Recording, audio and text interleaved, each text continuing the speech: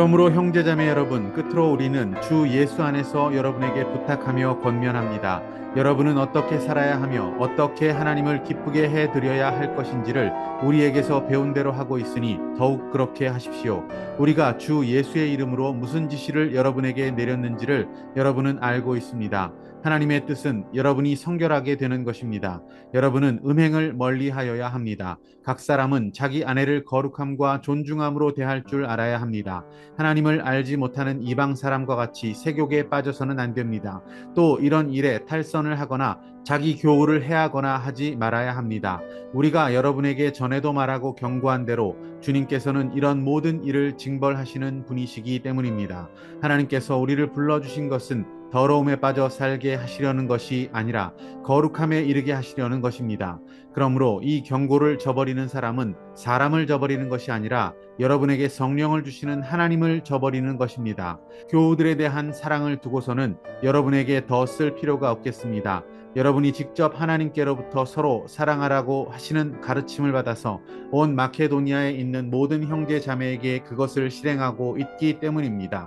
형제 자매 여러분, 우리는 여러분이 더욱더 그렇게 하기를 권면합니다.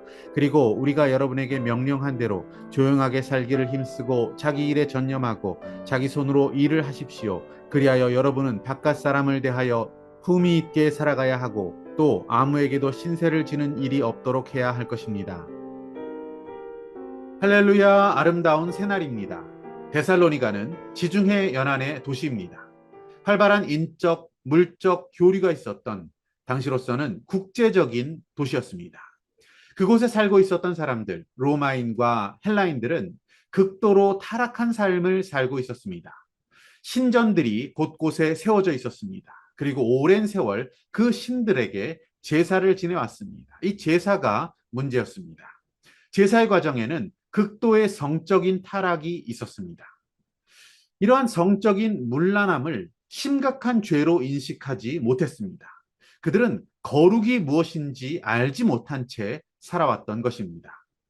데살로니가의 신자들, 그들이 믿음의 길로 접어들긴 했지만 평생 그렇게 살아왔던 그 세상 습관을 단번에 돌이켜서 성결한 삶을 산다는 것이 쉽지가 않았습니다. 4장부터의 말씀에서는 그들이 가지고 있었던 가장 큰 문제, 성적 타락에 대해서 다루기 시작합니다. 음행, 색욕이라고 하는 단어를 거룩이라는 단어와 대비를 시키면서 음란한 삶에서 돌이키라라고 그들에게 책망하십니다.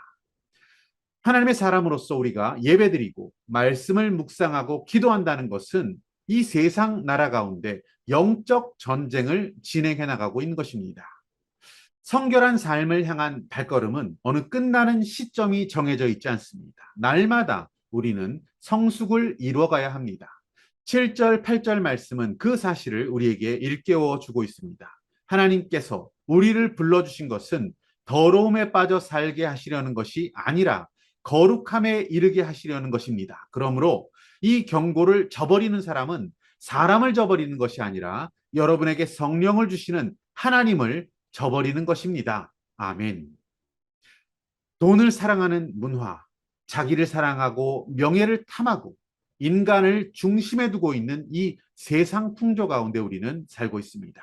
더 많은 돈, 더 많은 쾌락, 더 높은 지위를 추구하면서 다들 열심히 살아가고 있습니다.